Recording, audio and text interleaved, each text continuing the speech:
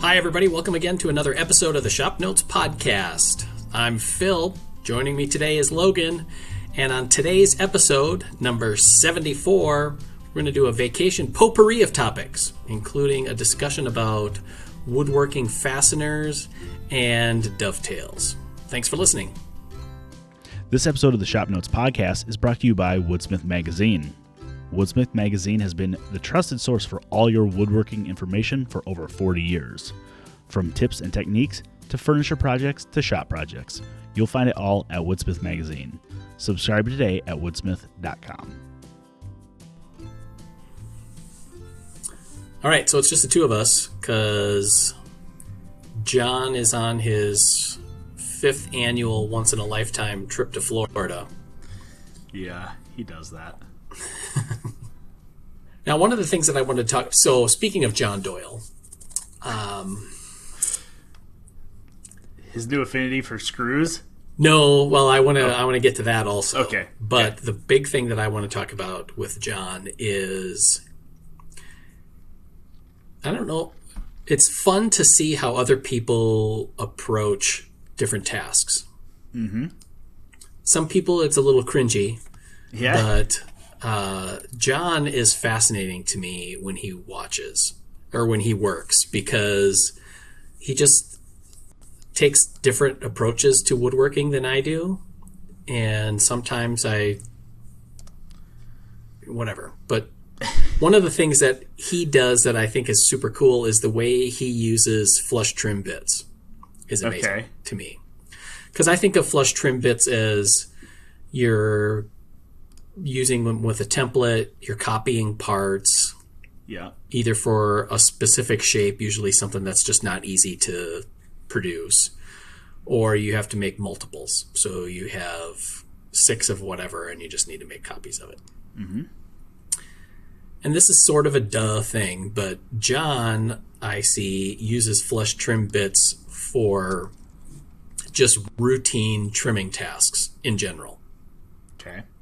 Something where I would either use a hand plane or files and rasps or an edge sander, something like that. Mm-hmm. But so case in point, we were doing a shop cart for the TV show. And you had done the doors on it. Mm-hmm. And when we went to hang the doors with piano hinges, which should borderline be illegal. Yes, it should be. Once the doors were in place, there was just a subtle misalignment. I don't know if misalignment's the right word or if they just weren't quite square. But at the bottom, they were just kind of eek. And John, and we were thinking, like, do we cut it on the table saw and you just kind of shave it off, using shims and the miter gauge or whatever. And John just kind of put a straight edge across the corners of the cabinet door on the lower edge of the door, penciled a line in, and then carpet taped a straight edge to it, took it over to the router table, and flush trimmed it right to that line. And I was like, duh. Yeah. But now, I say this full well, and I've said it in the past, I think John Doyle's one of the smartest people we have on staff. I get that. Yeah. Because to me, I just take that to the edge sander. And just smoke it. Just light that puppy and smoke it. But what he did with that in that instance works perfectly well, right? Just as fast. Yeah. Now, I had an instance this morning that I could have done exactly the same thing. We're filming a TV show today, working on a patio table, picnic table. And I had, in the process of this, glued up some Iroko, African hardwood, right? Right. I could only get 4/4, not 8/4, like I needed, so I glued some up yesterday. One of my pieces, I didn't bother to join them or rip them or anything. I jointed the face, cleaned them up, and glued them together, just so I had a good flat mating surface. But one of my edges was humped, and if I took that to the jointer, so basically I had a straight edge, and then inset from that I had a humped piece on the laminated part, if that makes sense. So I could take it to the joiner and joint off a bunch of it. Right. No, sorry, I'm explaining that wrong. It was tapered. One edge was tapered. So I had the lower section was nice and straight. The piece that was glued onto it was tapered. So if I straightened it, I was going to lose a ton of width, and I wouldn't have had enough to make the 4 1/4 inches that I needed. Flush trim bit would have been perfect for that, and I'm sure that's exactly what John would have done. He would have just flush trimmed it so everything was flush, and then you could have jointed it straight. And instead, I just went to the bandsaw and zipped it off, which worked just fine. But yeah, I mean, just it all goes back to there's 1,000 ways to skin a cat. You know, and in woodworking, there's 1,000 ways to do different things. Yeah, and I'm a pretty big advocate of choosing a technique and kind of sticking with it until you kind of know it, and you've sort of wrestled it to the ground to fully understand how it works, what can go wrong, what are the ways to make it better, or whatever. Mastery, I guess, is probably the better term. But I think it's also helpful to just kind of have the opportunity to see how other people do stuff. Even if you end up thinking, that's bogus, I'm never going to do that. At least it made you think about either that technique or your own approach to the same issue to wonder why you do something one way or another, and maybe to consider something else, you know, because another area that I see John with the flush trim bit is making slots. You know, we did a tip where it was basically like a ripping jig for a circular saw, you know, auxiliary base plate with a movable fence, and it had a cutout for the blade and blade guard assembly to come through. And he laid it out. It was 1/2-inch plywood. You know, drew his lines, I think drilled out the radius, maybe even not, maybe just starter hole, and then used a jigsaw and cut it out. And then he just double-sided taped little pieces of plywood right to his layout lines, and then trip over to the router table with flush trim bit and buzzed it around, and it was totally perfect. Yeah. You know, whereas me, I would have jigsawed it and had a bunch of tear out, been away from the lines, and then tried to either rasp or file it down, gotten more tear out, you know, as you grind it across the grain on the plywood, and would have been sadly disappointed in how it looked, because it looked like I would have, you know, just used explosives to get through it. So, you know, I see a lot of people use flush trim bits in a handheld router, but I mean, if John had a flush trim bit router table, that's it. He would be able to do a ton of woodwork. Which, to be fair, I would, I'm down for a second router table, and that is a good bit to have in it. You know, it's funny because you said something about sticking with the technique and, you know, keeping with it until you master it, but then it's worth trying other people's techniques. One of them that I've started doing lately, and I always thought I didn't think it was the dumbest thing in the world, but Chris Bexford, he flushes his dovetails with a belt sander. Right. And I'm like, that's the dumbest, like, most non-shaker way to do that, you master shaker furniture maker, you. However, my nightstands I built a couple of months ago, I left the dovetails fairly proud, like not quite an eighth, maybe a 16th proud, and I was like, I'm just gonna plane them down. Got a low heel jack, no problem. What I was finding is I was getting some fiber tear. What was happening is on the back side of the dovetail, as I was plating across it, the fibers were breaking off just that 1/8 or 1/16 of an inch that they were sitting above the surface, but they would also pull some fibers out. And I'm like, there's no way this belt sander is going to work. Oh my God, it works so good. Like, I'm embarrassed to admit it.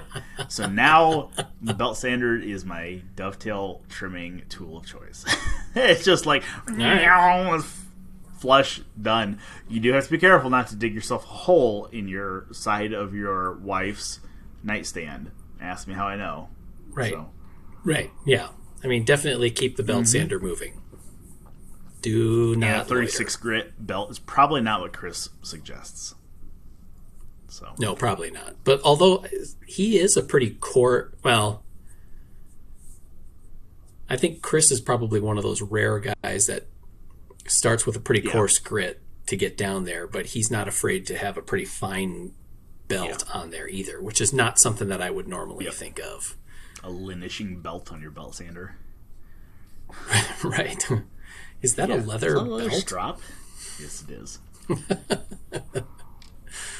So, so anyway, it was just, interesting to see John and the way he works. And he isn't and we get to talk about him here because he's not here today. And nor can he self-deprecate his way out of this. But he is an immensely skilled woodworker. And he would never admit to that. And I really appreciate what he does. And he's efficient, too. Like, he cranks out stuff Tell you what, in a high quality. I have to make all my props today for myself. That sucked. Yeah. Well, because for people who don't know, John is kind of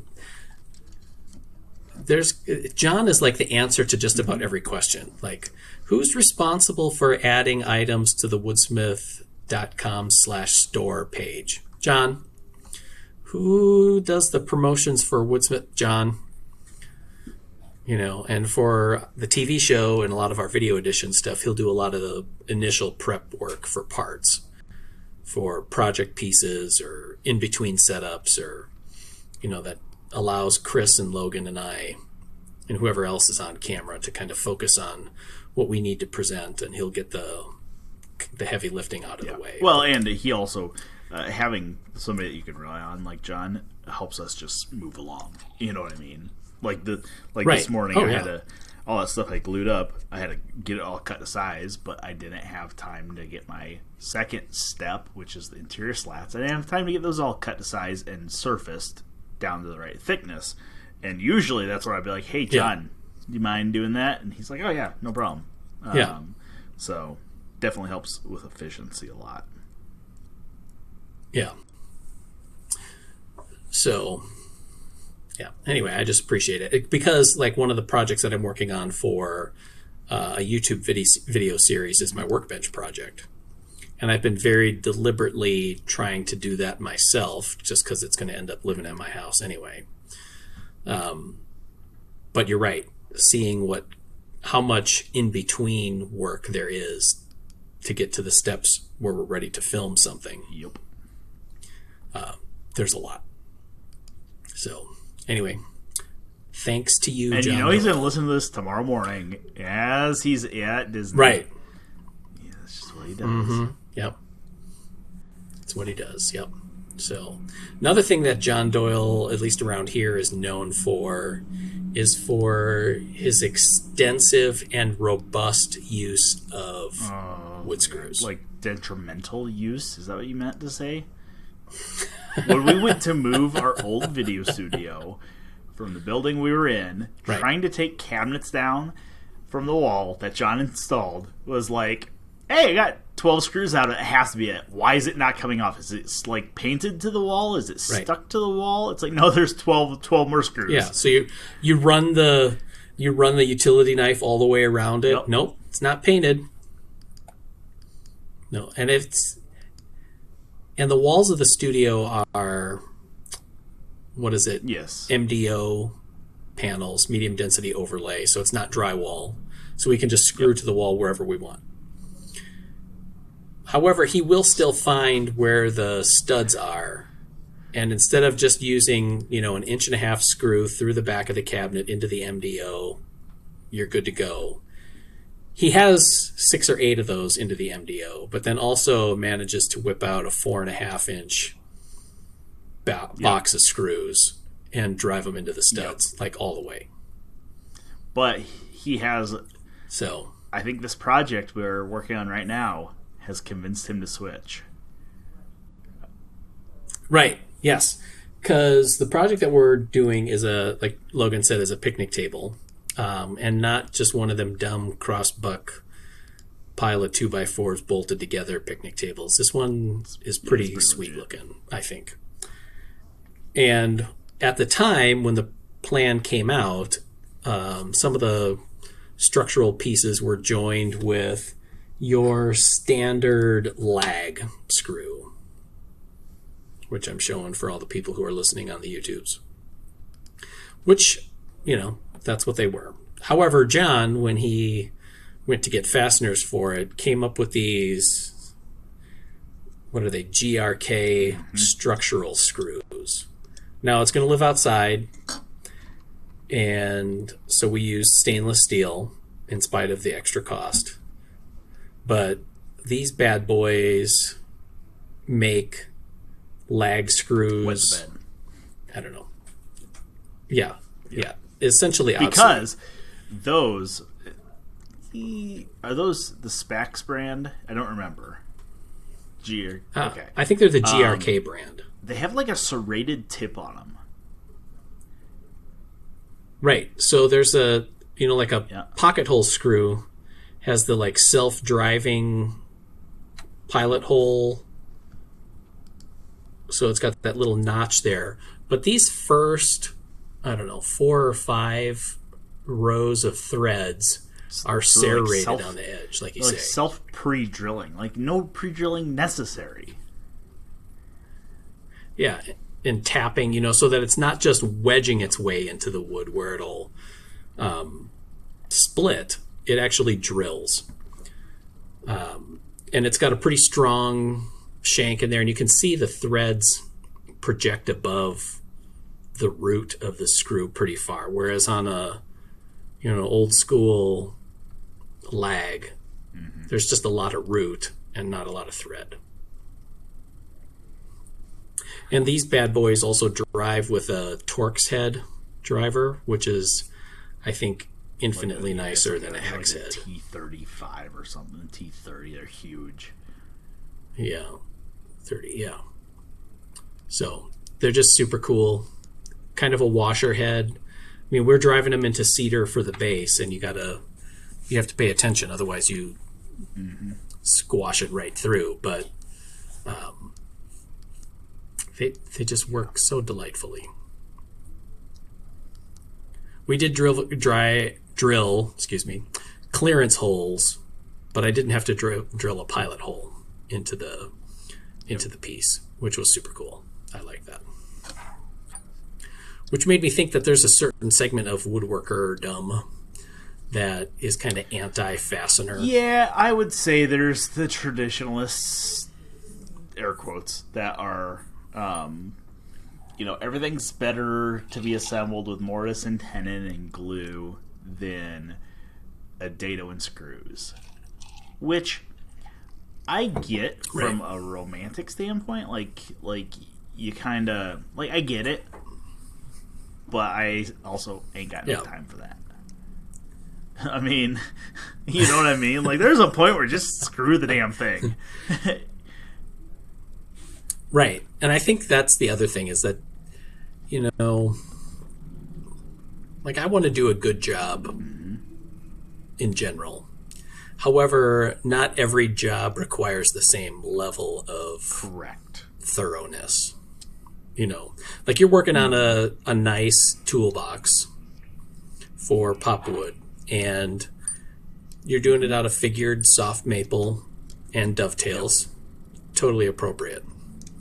However, if you were doing, like a built-in storage cabinet that's going underneath the stairs of your house.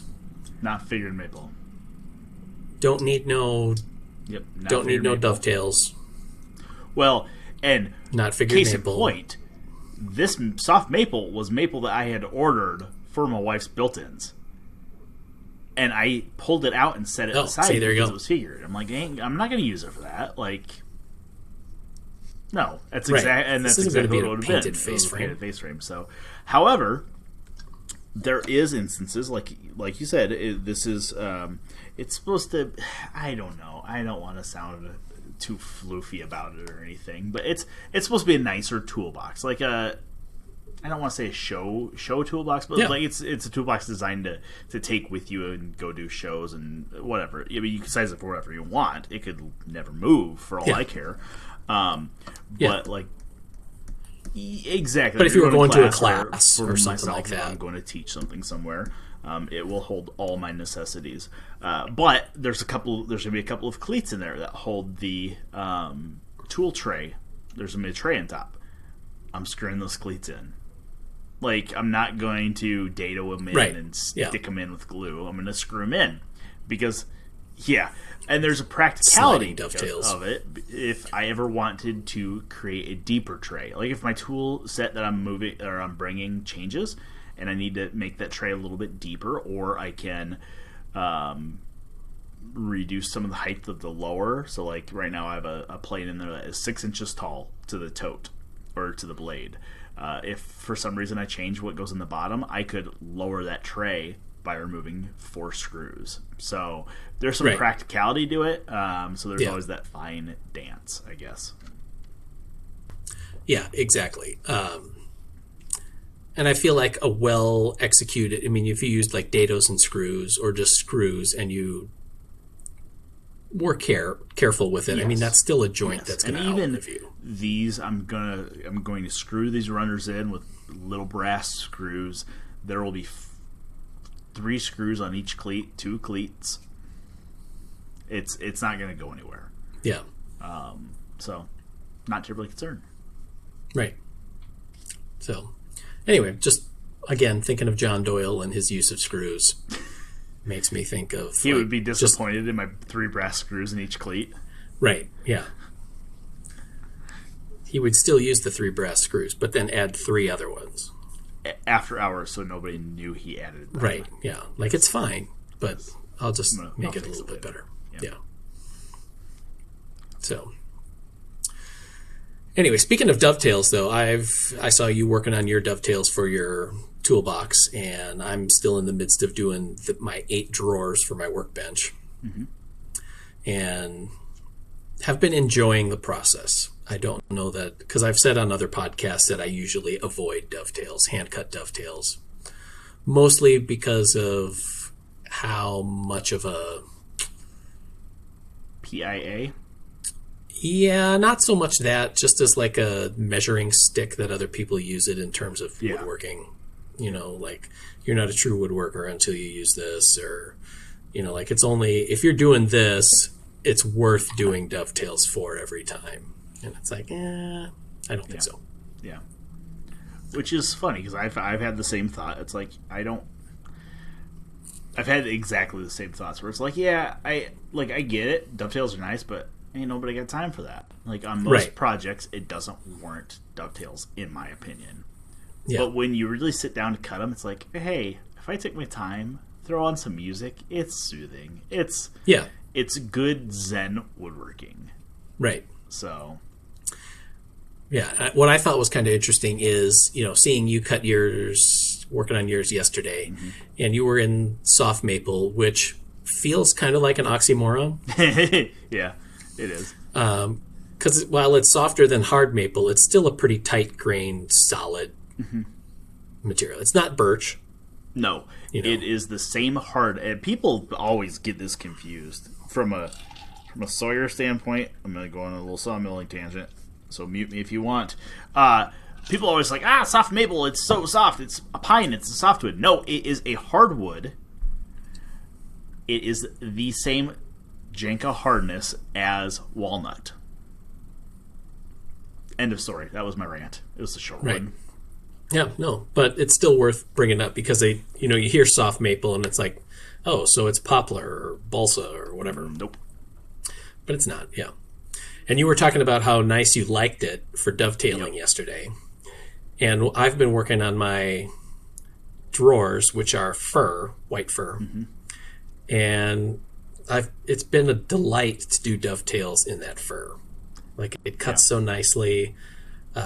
It is soft. Yeah, I can dent it with my fingernail, but like cleaning out especially for half blinds, where there's a lot of, cleaning out the schmutz in the sockets or whatever, where you have kind of blind corners, being able to get in there with a chisel pretty easily, either with a mallet or paring, to be able to clean out that stuff. I've been getting really, really pleasing results from it, and it's been an enjoyable process. Yeah.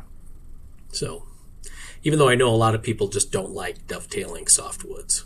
Yeah, and I fall into that category, and nothing more, no reason in particular, except for I don't like that the end grain a lot of times just smashes and crushes when you're chopping out or cleaning up the dovetails. And like you said yesterday, it's not a glue surface. It doesn't matter. And that's completely true. It's just, in my head, I'm like, yuck, I hate it. I hate it. But it doesn't matter because you don't see it. Right. It's just, I will always take a walnut or soft maple, even cherry for the most part. Those are my 3 dovetail only woods. Okay. So I have done some pine, and if you get good, like my bench hook that I have at home, so it's kind of like a dual purpose. It's like my bench hook and my sawing hook, kind of. Okay. And it becomes a drilling backer board a lot of the times, and a dovetail chopping backing board. It gets around. But anyways, I dovetailed that together. It was just 7-8 years ago when I was learning to cut dovetails. That's what I did, and like a good quality pine will work really well. I would not want to try to. That white fir is a little different because it acts more like a good quality pine. Yes, I would. I would not want to dovetail a construction grade Douglas fir.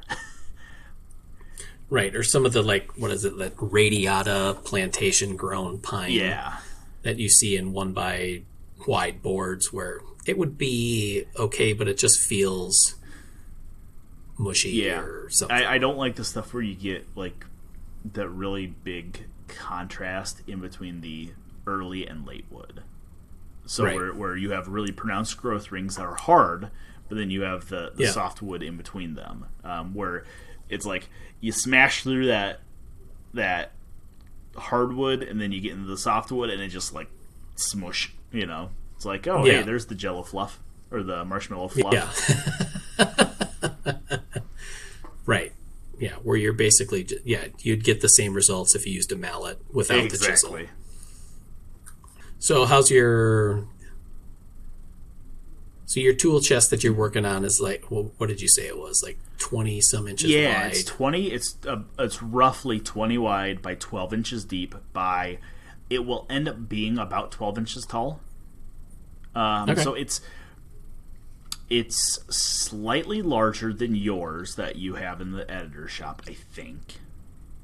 It's sized to hold in the base, and the whole thing, and that's part of this article that I'm working on, is really sizing this for yourself, sizing this for the tools you want to store. So I started off with saying, hey, here are my 3 or 4 heaviest tools that I want to put in the bottom. Lay them on the bench, nest them together nicely, and then use some painter's tape. Tape it out, and tape out what you could fit them in, and then measure it. And then the next layer is going to be the removable tray. You already have the base taped out, so you know what the tray size is, so figure out what you fit in the tray.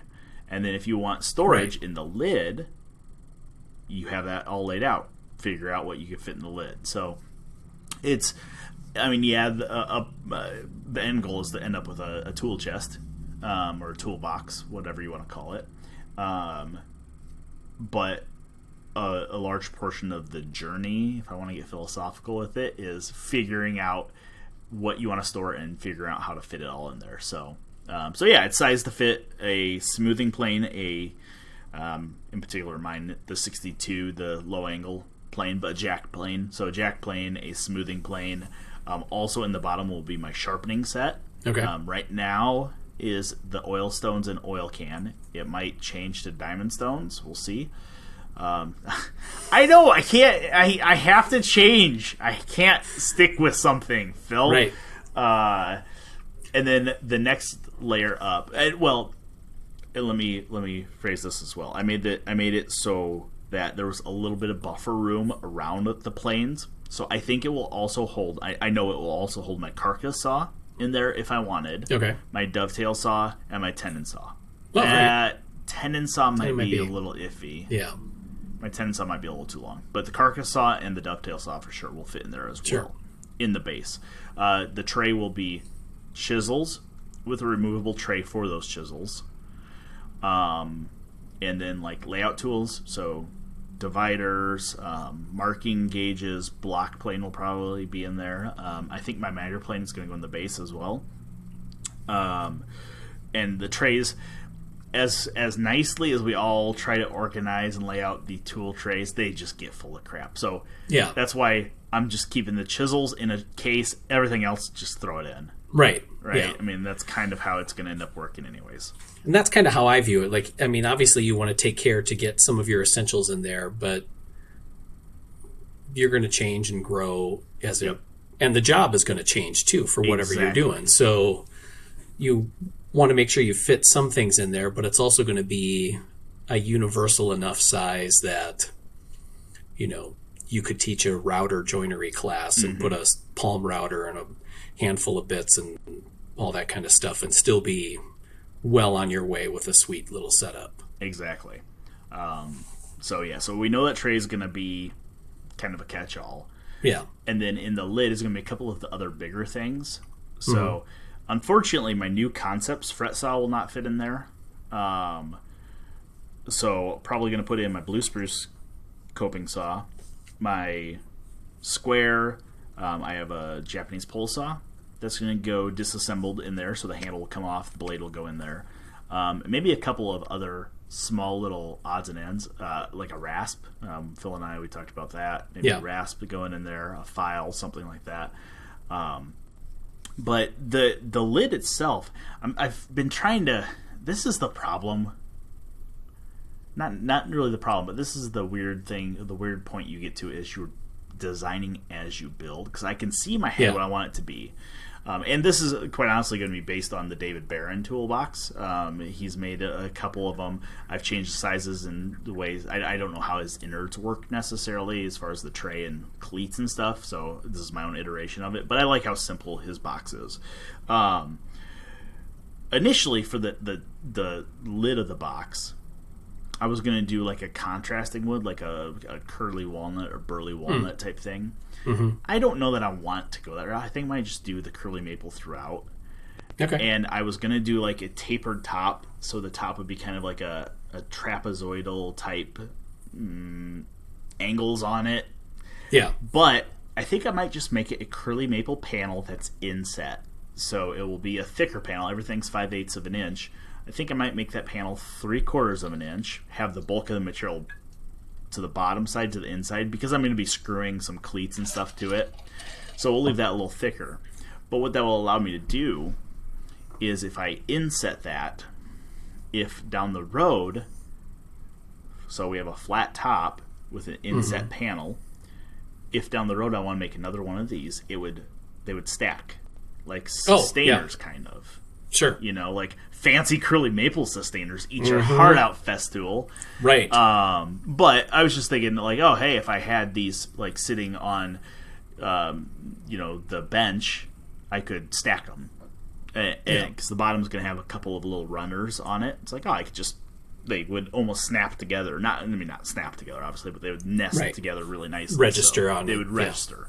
So I think I'm going to go that route instead. Okay. So, yeah, so we'll be like that. Curly maple throughout, flat top. I'm excited. Quite honestly, I'm excited. I built a tool tote that we had in Woodsmith a number of years ago. I built it for a video edition, and I've been using that, and that's what I use to kind of carry my tools around and bring my tools between my shop and here and stuff. And it works really well, but I just wanted something that had a little more storage and fit my planes a little bit better. Like that's a really good, like, throw your screwdrivers and stuff like that. It doesn't have a lot of depth, I guess, is what I'm getting at, unless you take the top tray off. Yeah. So I'm excited to have something that will work a little bit better for the stuff I do. And there's an appeal to little tool totes and tool boxes like that are just, even though I love my tool cabinet at home in my shop, and it works fantastic. I do have a little tool chest here where I keep some of my personal tools for when I need to do projects here, just because I know they're all going to be set up for me and not lost, or someone else is using them or something like that. But I don't know. We've done a bunch of them in Shop Notes and Woodsmith, and every time I stumble across one in the course of looking for some other stuff through past issues, it's like, that would be super cool to make. Yep. These are just fun. It's a fun project. Yeah, for sure. I don't think a person could really have too many tool totes. Nope. Even if you just built them and then ended up giving them away to somebody else. Yeah, or they become like fancy storage containers. Right. Because we call it a tool. Exactly. Because we call it a tool tote, it doesn't mean it has to have tools in it. It could have sewing stuff in it. Right. You know? Oh, yeah. So. Legos. Yeah. Whatever. Yeah, my kids are too big of buttheads to make them a nice box for their Legos. Somebody would end up getting smashed over the head with it, probably. See, now I remember as a kid, every Sunday afternoon, we would go visit my grandma, my dad's mom. And it was just a weekly event that we did. And as a little kid, going to see an old lady, not super fun. So we would end up bringing along Legos to play with. So we would have little projects that we made in terms of, whatever our interests were at the time. And my brother and I would have little boxes that we would carry stuff in so that we could keep it with us. Or when we went camping, we would bring Legos with us to play with while we were, because it always seemed like whenever you pick a week to go camping, that's the week it's going to rain. For sure. So we were stuck inside our pop-up camper and just be on our pull-out bunk playing with Legos. My boys' things that they carry stuff around in are vintage lunch boxes that I got them. It's like, snap! That would be super cool. My youngest has a Hulk lunchbox, a vintage stamped tin Hulk lunchbox. It's super cool. It was like, it's his favorite thing. It was the best $3 I have ever spent. So, all right, that's fair. All right, with that in mind, let's wrap up today's show. Thanks for listening to the Shop Notes podcast. If you have any questions, comments, or smart remarks, or any favorite tool totes that you have, or favorite fasteners, send them our way. You can put them in the comments on our YouTube channel, or email us, woodsmith@woodsmith.com. Otherwise, we'll see you next Friday for another episode of the Shop Notes podcast. Bye, everybody. This episode of Shop Notes Podcast is brought to you by Woodsmith Plans. You'll find nearly 1,000 plans covering everything that you'd want to build. From furniture projects to gift projects, kitchen accessories, workshop projects, and jigs and more. Find your next project at woodsmithplans.com.